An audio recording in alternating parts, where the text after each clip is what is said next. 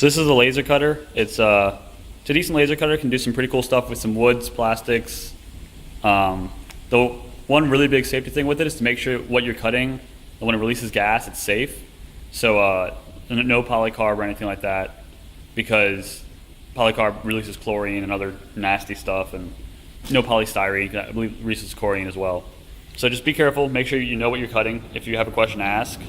You open stuff up, drop it on in here, and I'm going to try to walk you through the machine real quick.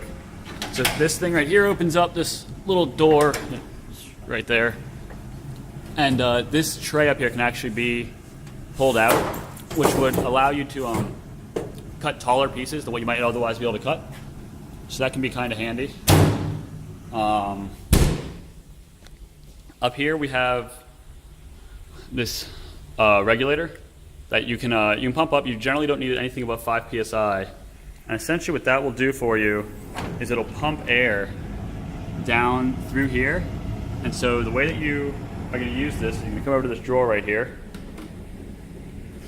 and you're going to grab these guys, right?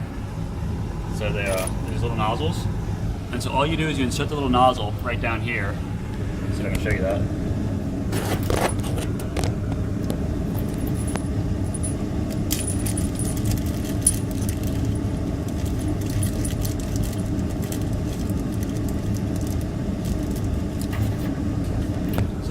Here's the nozzle and its set screw. And all that you're going to do, turn it right on in there.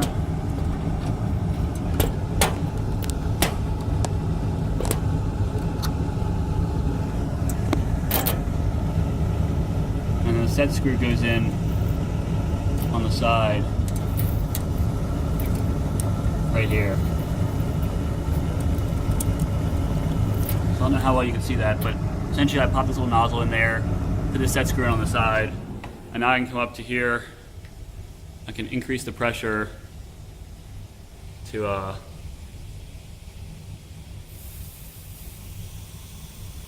mean, really you need next to nothing before you start to get very nice flow down here. And you don't want to run it above, I want to say it's 40 psi. But really just very low is just fine. I want to show you where this stuff goes. This thing's all on wheels, you can pull it all out. So this air line runs down into here. There's another little regulator thing right here. I've just got it set to be wide open. You can see that. And so essentially it's just all controlled by this one right here. One thing to note is that if you do have that nozzle in there, you have to use the air assist. Otherwise it'll burn up the lens. You don't have to use the air assist otherwise, but make sure that the nozzle is not on there if you're not using the air assist. Also, if you're using the laser cutter, make sure you've got this thing plugged in, over here somewhere. And that will drive our awfully loud impeller.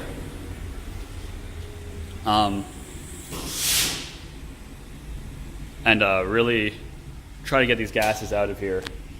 The cutter itself is hooked up to this computer right here, which appears to be off.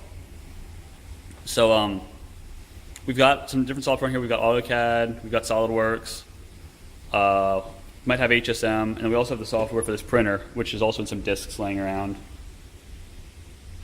And essentially the way that it works is you print to it.